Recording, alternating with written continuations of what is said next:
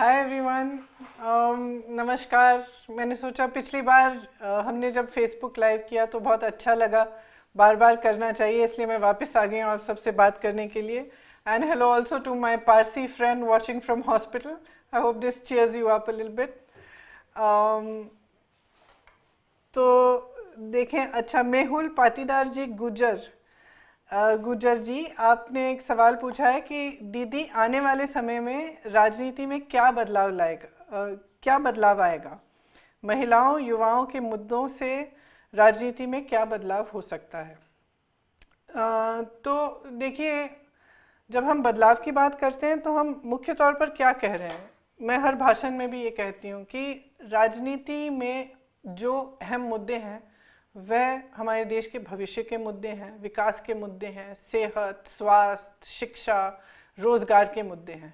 तो महिलाओं और युवाओं के मुद्दों को उठाने के पीछे यही मकसद है कि सबसे पहले कि जो महिलाओं को जिस तरह से नकारा गया है कि हम आबादी की 50% हैं, लेकिन हमारी भागीदारी राजनीति में बहुत कम है, और उसके बावजूद कि हम 50% हैं आबादी के, हमें नकारा जाता है। तो महिलाओं को आगे लाने की का मकसद ये है कि महिलाओं के जो मुद्दे हैं उनको अब नकारा नहीं जा सकता। और इसी तरह से जब हम युवाओं की बात करते हैं, हम चाहते हैं कि युवा राजनीति में शामिल हों। हमारे काफ़ी टिकट भी आपने देखा होगा हमने युवाओं को दिए हैं, और इसलिए दिए हैं ताकि जो हम आगे भविष्य में हम बात करना चाहते हैं वो हम अपने भविष्य को बनाने की बात करें। युवा क्या चाहता है? अपने भविष्य को बनाना चाहता है, सक्षम होना चाहता है, अपने पैरों पे खड़ा होना चाहता है, शिक्षा की सुविधाएं चाहता है। तो इन सब चीज़ों से देश मजबूत होता है। नकारात्मक बातें करने से राजनीति मजबूत होती है लेकिन देश कमज़ोर होता है। तो इसलिए मैं चाहती हूँ और हमारा पूरा प्रयास है कि हम एक सकारात्मक राजनीति करें जिसमें देश के भविष्य की बात हो, विकास की बात हो, नौजवानों के लिए बात हो, महिलाओं के लिए बात हो, जिन जिन पर अत्याचार हो रहा है उनको खड़ा करने वाली बातें हों। देखें, अच्छा, बचपन में आप, ये हिमांशी गोयल जी का सवाल है, बचपन में आप और राहुल जी लड़ते थे क्या? कौन जीतता था? आप गैस करिए। राहुल ही जीतते थे, और लड़ाइयाँ बहुत होती थी क्योंकि एक उम्र के बाद, जब मैं 12 साल की थी तो दादी जी की हत्या हमारे घर में ही हुई। हम सब इकट्ठे रहते थे, तो उसके बाद फिर हम स्कूल नहीं जा पाए। तो 12 साल की उम्र से 18 साल की उम्र तक घर पे ही सारी पढ़ाई हुई, सारे एग्ज़ाम्स घर पे हुए। तो जो आमतौर से जो बच्चों का इंटरेक्शन रहता है दूसरे बच्चों के साथ, बाहर जाना, खेलना कूदना और ये सब करना, ये काफ़ी हद तक बंद हो गया था। तो हम अकेले रहते थे घर में दोनों। बहुत समय पिताजी देश में भ्रमण करते थे, मम्मी भी उनके साथ काफ़ी अक्सर जाती थी, तो हम दोनों अकेले होते थे। तो इस अकेलेपन में दोस्ती भी बहुत गहरी हुई और लड़ाइयाँ भी बहुत तगड़ी हुई। लेकिन एक खूबी थी हमने कि कोई बाहर से आके हमसे लड़ता था तो एकजुट होके एकदम टीम बन के उस पर हम हमला करते थे। तो एक टीम ही रहे, दोस्ती बहुत गहरी, लेकिन हाँ, लड़ाइयाँ काफ़ी ज़बरदस्त। कभी कभी हमें पिताजी ऐसे अलग कर लेते थे। अच्छा मैम, मैम, क्या आपने कभी अपने बच्चों को होमवर्क कराया है? क्या अब वो आपसे पढ़ाई में मदद मांगते हैं कि नहीं? जैसे असाइनमेंट में हेल्प। योगिता तोमर जी, मैं क्या बताऊं, आज सुबह भी मेरी बेटी ने फ़ोन किया कि मेरी एक असाइनमेंट है, उसको देख लो, चेक कर लो। तो मैंने इतना होमवर्क कराया है इन बच्चों से, इतना होमवर्क कराया, इनके दोस्तों का भी होमवर्क कराया है मैंने। तो मैं एक तरह से वो वाली आंटी थी जिसके पास सब आते थे कि आंटी मेरे ऐसे करना है, मुझे मदद कर लीजिए। कभी कभी तो चुनाव में प्रचार करते 24 घंटे घूम रही हूँ, प्रचार करी, उसके बाद घर आके 3-4 बजे तक बच्चों का होमवर्क और उनके फ्रेंड्स का होमवर्क करती थी। तो हाँ, ये मैंने बहुत कराया होमवर्क। कोविड के खतरे को देखते हुए आपने मैराथन रोक दी, जो सही है, लेकिन हम सब बहुत उत्साहित थे। अब हम स्कूटी कैसे जीत सकते हैं? जो मैराथन कैंसिल हुई, क्या आपने उनके लिए कुछ सोचा है? आशिका कपूर, आशिका, बिल्कुल सोचा है। और जैसे जब एक्चुअली हमें भी बहुत दुख हुआ कि मैराथन कैंसिल करनी पड़ी, क्योंकि इतना उत्साह हमें भी नहीं हम भी नहीं सोच सकते थे कि इतना उत्साह होगा। जब हमने पहली मैराथन अनाउंस की तो आपस में हम बात कर रहे थे, तो हमने सोचा कि हाँ 1500 2000 लड़कियां आ जाएंगी। पहली मैराथन में जब 8000 लड़कियां आई और उसके बाद 12000 14000 18000, तो मतलब हम भी इतने खुश थे कि इतना रिस्पांस आ रहा है। और ये रिस्पांस इसलिए आ रहा है क्योंकि लड़कियों में ये ऊर्जा है, ये एक एनर्जी है कि बदलाव लाना चाहती हैं, कि लड़ना चाहती हैं। और एक बहुत सुंदर इवेंट भी बन गया था, सब बहुत खुश लग रही थी लड़कियां उसमें। लेकिन बंद करना पड़ा कोविड की वजह से, तो आपको मालूम ही है कि सेफ्टी के लिए तो ये बहुत ही ज़रूरी था। उसी समय हमने निर्णय लिया कि जो हम जिस तरह से हम प्राइजेज मैराथन के लिए कर रहे हैं, उसी तरह से हम ऑनलाइन कॉम्पिटिशन्स करेंगे। काफ़ी आपने देखे होंगे, आप ज़रा गूगल करके देख लीजिएगा, और उसमें आप एंट्री करेंगे तो वही प्राइजेस हैं, और काफ़ी बड़े पैमाने पे हम ऑनलाइन कॉम्पिटिशन्स कर रहे हैं। तो आशा है कि इससे आप उत्साहित होंगी। संध्या साहू जी ने पूछा है कि प्रियंका जी, योगी जी ने अपने एक लेख में कहा कि महिलाओं की शक्ति को नियंत्रित करने की ज़रूरत है। आज वो मुख्यमंत्री हैं, आपका क्या सोचना है इस कथन के बारे में? ये योगी जी की, भाजपा की और उनकी पार्टी की, उनके नेताओं की जो विचारधारा है, उसको महिला के प्रति जो विचारधारा है उसको एकदम पूरी तरह से स्पष्ट करती है। ये जो एक सेंटेंस है कि महिलाओं की ऊर्जा पर नियंत्रण होना चाहिए, मैं समझती हूँ कि ये एकदम गलत है। और महिलाओं की ऊर्जा जो है वो इस देश को बदल सकती है। महिलाओं की ऊर्जा, महिलाओं की जो जो क्वालिटीज़ होती हैं, कंपैशन, करुणा, प्रेम, और सबको साथ लेकर चलना, विवेक, लड़ने की जो इच्छा होती है, जो दृढ़ता होती है, हम एक बार अपना मन बना लें, हम एकदम खड़े रहते हैं, हम लड़ते हैं, हम में इतनी शक्ति है। तो इस पर नियंत्रण करने की क्या ज़रूरत है? और कौन होते हैं आप नियंत्रण करने के लिए? मैं बिल्कुल इससे असहमत हूँ। अच्छा मैम, आप राजनीति में और ऑफिस में कई सारे निर्णय लेती होंगी। हाँ, अभय शुक्ला जी पूछ रहे हैं कि आपके घर में सभी निर्णय कौन लेता है? मेरे घर में बहुत ही भयानक लोकतंत्र है। कोई एक जना निर्णय नहीं लेता, सब इकट्ठे निर्णय लेते हैं। अगर बड़ी चीज़ हो, कोई ऐसी चीज़ हो जो पूरी फैमिली को अफेक्ट करे, तो हम सब साथ में बैठ के करते हैं, बात करते हैं और निर्णय लेते हैं। लेकिन साथ साथ छोटी छोटी चीज़ों में, शाम को क्या खाना है, क्या करना है, इसमें भी सबकी सलाह ली जाती है और सब इकट्ठे होकर ही निर्णय लेते हैं। मेरे ख्याल से मोस्टली हर परिवार में ऐसा ही होगा। शशांक शर्मा जी पूछ रहे हैं कि मैम, आपने उन्नाव में रेप पीड़िता की मां को टिकट दिया है, एक आशा बहन को टिकट दिया है, धनबल बाहुबल की राजनीति में आपने क्यों इस राह को चुना? क्या आपको नहीं लगता कि दूसरी पार्टियां इन प्रत्याशियों को कमज़ोर समझ रही होंगी क्योंकि इनके पास पैसा और बाहुबल नहीं है? कुछ हद तक ये बात सही है कि हो सकता है कि दूसरी पार्टियां समझें कि ये कमज़ोर है, लेकिन जितना संघर्ष इन लोगों ने किया है और जितना अत्याचार इन्होंने सहा है, मुझे लगा और मेरी पूरी पार्टी को लगा कि उन्हें राजनीतिक शक्ति देने का मौका हमें देना चाहिए। अपने पैरों पर खड़े होने का मौका, अपनी लड़ाई को ठोस तरह से राजनीति के द्वारा भी लड़ने का मौका मिलना चाहिए। इसलिए हमने उनको टिकट दिए और हम तो हैं उनके साथ ना, हमारी पार्टी तो है। तो धनबल और बाहुबल जो नेता होते हैं, ज़्यादातर उनको अपनी पार्टी से मिलता है, तो हम उनकी मदद करेंगे, उनका पूरा समर्थन करेंगे, उनके प्रचार में हम लगेंगे, ठोस तरह से जो भी उनकी ज़रूरत है हम उनको मदद करेंगे ताकि वो एक अच्छी लड़ाई लड़ पाएँ। क्योंकि मकसद ये है कि हम कहें, इस पूरे देश को, पूरे प्रदेश को कहें कि आपने सत्ता का दुरुपयोग किया। ये लोग जो हैं, इन पर अत्याचार किसने किया है? ज़्यादातर उन लोगों ने किया जो सत्ता में थे, जिनके पीछे सत्ता खड़ी है, जिनकी मदद प्रशासन, पुलिस करती है। तो हम दिखाना चाह रहे थे कि आपने अत्याचार इसलिए आप कर पाए क्योंकि आपके हाथों में सत्ता थी, वो सत्ता हम छीन के हम आपसे छीनेंगे और उनको देंगे जिनका अत्याचार आपने किया है, ताकि वो खड़े हो पाएं और सत्ता का सदुपयोग कर पाएं। तो मकसद ये है। इसलिए मैं समझती हूँ और ख़ास तौर में मैं अपनी बहनों को बताना चाहती हूँ कि जहाँ जहाँ ऐसी महिलाएं खड़ी हैं, एक ऐसी महिला नहीं है जिसने संघर्ष नहीं किया है। हाँ, कुछ ऐसी हैं जिन्होंने बहुत ही ज़्यादा संघर्ष किया है। जैसे आपने कहा उन्नाव में रेप पीड़िता की मम्मी, आप उनके बारे में सोचिए। उनकी बेटी का रेप होता है, उनके पति को पुलिस उठाकर ले जाती है, हिरासत में मौत हो जाती है, मारा जाता है, पीटा जाता है जब तक वो मर जाते हैं।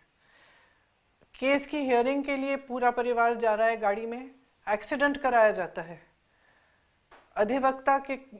अधिवक्ता नहीं रहे उनके जो चाचा जी हैं, जो रेप पीड़िता के चाचा जी हैं, उनको भी जेल में डाला जाता है। उनकी जो चुनाव लड़ रही है रेप पीड़िता की माँ, उनकी भाभी जी, उनका देहांत होता है, उनकी भाभी जी की बेटी का देहांत होता है। 5 लोग परिवार में इसी तरह से मारे जाते हैं। जब वो मेरे पास आई, मेरे से बात की, उनकी सबसे बड़ी उनकी पीड़ा क्या थी कि मेरे घर में 5 तेरवी हैं और वो भी नहीं कर पाए, वो पूरा नहीं कर पाए, उनके ऐसा बोझ है उनके दिल पर। तो आप सोचिए कि कितना अत्याचार सहा है इन्होंने। क्या इनका हक नहीं बनता अपनी लड़ाई लड़ने का? क्या इनका हक नहीं बनता कि हम सब उनको मदद करें? इसलिए मैं अपनी बहनों को कहना चाहती हूँ, जहाँ जहाँ इस तरह की महिलाएं खड़ी हैं, उनके संघर्ष में शामिल होइए, क्योंकि ये उनका संघर्ष नहीं है, ये आपका भी संघर्ष है, हम सबका संघर्ष है। क्योंकि कुछ हद तक हर महिला अपने जीवन में संघर्ष सहती है और देखती है और करती है। तो इसी तरह से जो दूसरी महिलाएं हैं, जो हो सकता है कि रेप पीड़िता नहीं हो या इस तरह से आपने न्यूज़ में उनके बारे में नहीं सुना हो, लेकिन राजनीति में इस जगह तक पहुंचने के लिए कि आप चुनाव लड़ रही हैं, यहाँ तक पहुंचने के लिए भी बहुत संघर्ष करना पड़ता है। इसमें एक रितु सिंह जी भी हैं जिन्होंने पंचायत का चुनाव लड़ा। जब वो चुनाव नामांकन करने गई तो उनके कपड़े फाड़े गए। वो हमारी पार्टी में नहीं थी, समाजवादी पार्टी में थी, लेकिन आज हमारी पार्टी से लड़ रही हैं क्योंकि हमारी पार्टी उनको मौका दे रही है कि आप खड़े होइए, हम आपके साथ हैं। तो मेरी बहनें, आप सब एकजुट हो जाइए, अपनी शक्ति को समझिए, ताकि इस तरह के अत्याचार आप पर नहीं हो पाए। तनुजा सिंह जी ने पूछा है कि भारतीय राजनीति में एक ऐसी चीज़ क्या है जो आप बदलना चाहेंगी? अगर चुनाव में जिस तरह से अब चुनाव चल रहा है, तमाम पार्टियां प्रचार कर रही हैं, एक दिल की आशा है कि अगले चुनाव में सिर्फ सकारात्मक बातें हों। ये जो देश को बांटने की बातें हैं, समाज को बांटने की बातें हैं, ये बंद हो जाएं और एक ऐसी राजनीति हो जो आपके प्रति जवाबदेह हो, जनता के प्रति जवाबदेह हो, आपकी समस्याओं को हल करने की बात करे, विकास की बात करे। कि चुनाव में के समय जो प्रचार हो सिर्फ इसी तरह का प्रचार हो। ये एक आशा है और एक उम्मीद है।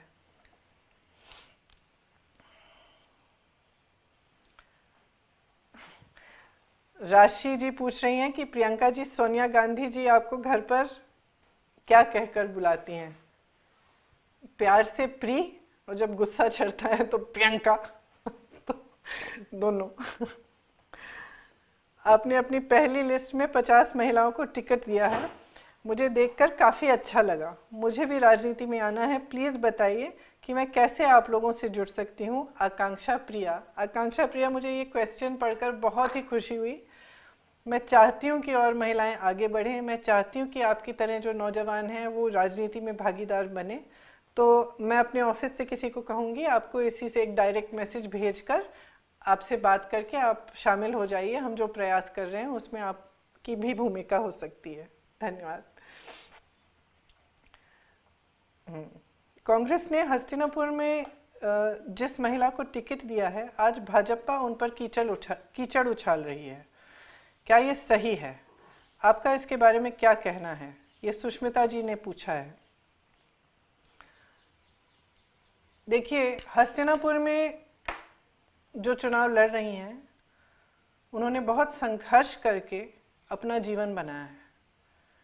बहुत संघर्ष करके वह इस जगह पहुंची हैं कि वो खड़े होकर वो आप उनको पहचान पा रहे हैं, जान रहे हैं कि कौन है।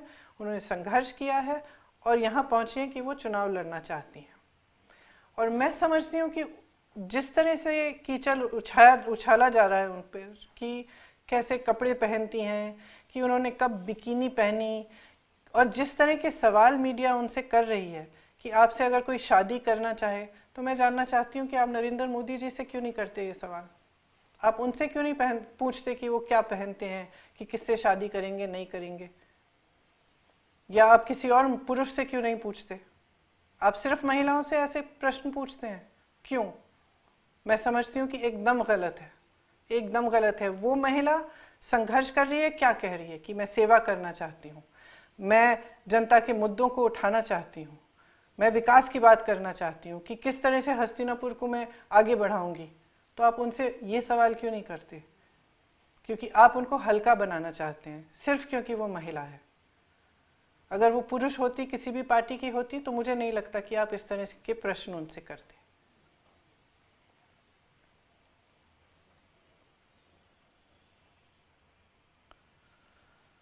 निशा सिंह जी ने पूछा है कि मैम, हमने यूपी में सपा का भी राज देखा है, इस समय भी भयंकर गुंडागर्दी थी। भाजपा राज में भी महिला सुरक्षा का बुरा हाल है। आप लड़कियों की बात तो कर रही हैं, लेकिन क्या बताएंगी कि कांग्रेस कैसे इन सब से एक बेहतर विकल्प है? निशा सिंह जी ने पूछा है।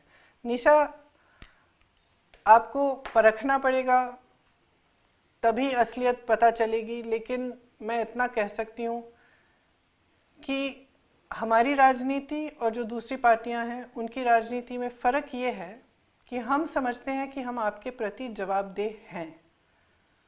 हम ये ग्रांटेड के लिए नहीं लेते कि आप जाति के आधार पर या धर्म के आधार पर हमें 5 सालों में वोट देंगे ही देंगे।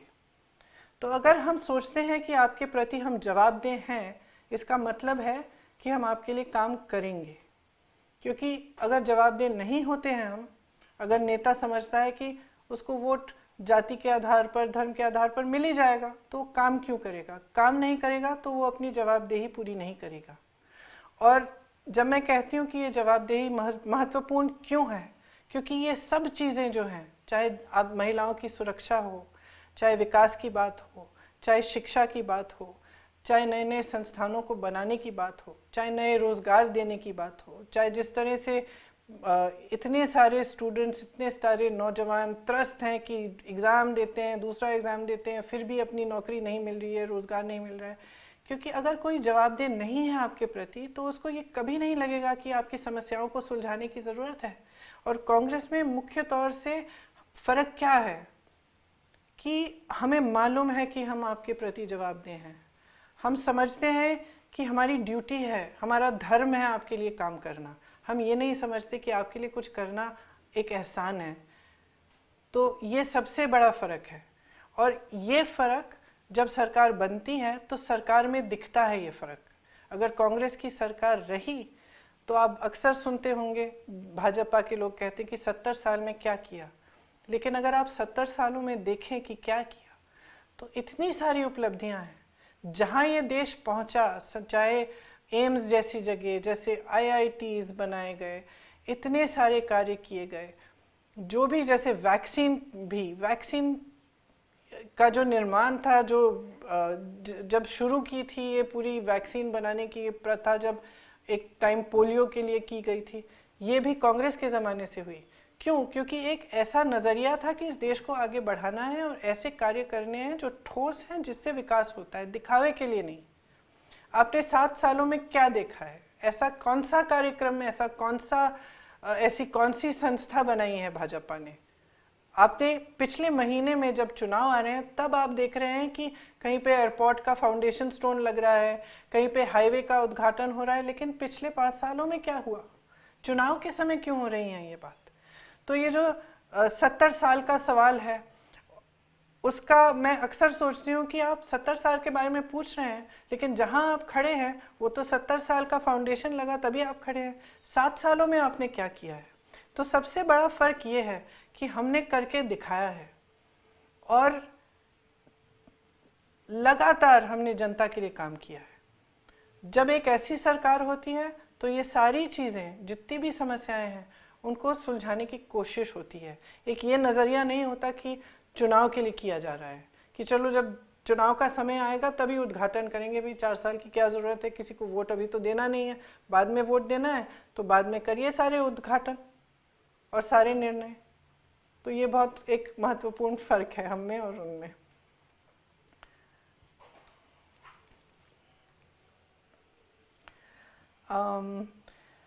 क्या आपकी ज़िंदगी में कोई लड़की हूँ लड़ सकती हूँ मोमेंट रहा है? अगर रहा है तो बताइए। आस्था जी ने प्रश्न पूछा है। वैसे तो ऐसे बहुत सारे मोमेंट्स रहे हैं।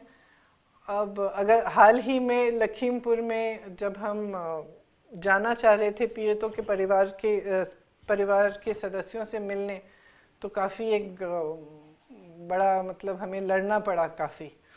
और उसमें जब हम रेस्ट हाउस से निकले तो पुलिस ने घेरा हुआ था। तो जब मैंने पूछा कि बताइए आप किस आधार पर हमें रोक रहे हैं, हम तो सिर्फ घर से निकल रहे हैं बाहर, और हम लखनऊ में थे उस समय, तो कोई जवाब नहीं था। हमने सोचा कि इनके पास तो कोई जवाब नहीं है, कोई कागज़ नहीं है, कोई आधार नहीं है हमें रोकने के लिए, तो चलिए हम चलते हैं। उस समय फिर हम किसी की गाड़ी में बैठ के, काफ़ी तूफान भी थी, बारिश भी थी, किसी की गाड़ी में बैठ के हम थोड़ा आगे चले। और थोड़ी देर बाद जब टोल आया तो टोल गेट पे पूरा प्रशासन पुलिस खड़ा था, और एक ऐसा मोमेंट आया जब हम घिरे हुए थे और हमें मालूम नहीं था कि ये लोग हमें जाने देंगे कि नहीं, और सारा टोल को ब्लॉक किया हुआ था ट्रकों से। तो उस समय हमारे एक साथी गाड़ी चला रहे थे और उन्होंने टोल से निकाल ली गाड़ी। पीछे सारी पुलिस आ रही थी, हमारे कार्यकर्ता भी थे, प्रशासन के तमाम लोग थे। तो उस समय मेरे ख्याल से मेरे जो 2-3 साथी थे मेरे साथ थोड़ा सा घबरा गए कि अब क्या करेंगे।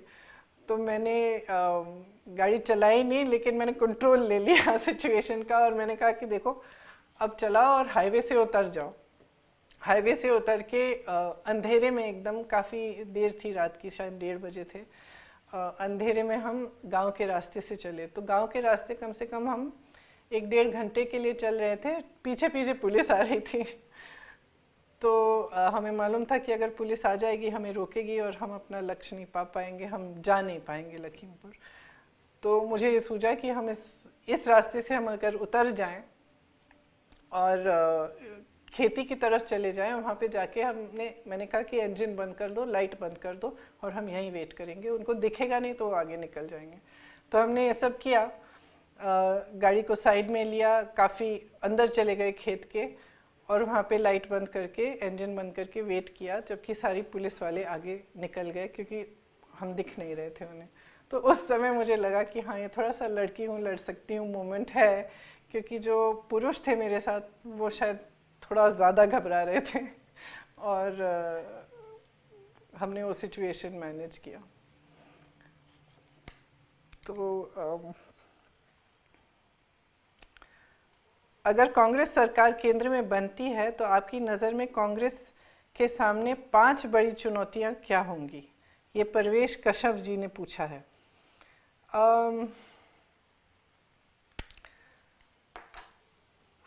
देखिए, सबसे बड़ी चुनौती मेरे ख्याल से ये है कि जैसे मैंने कहा कि राजनीति का मकसद अब एक सकारात्मक मकसद बने। किस तरह से हम प्रदेश को, देश को आगे बढ़ा सकते हैं, इस पे पूरा फोकस हो।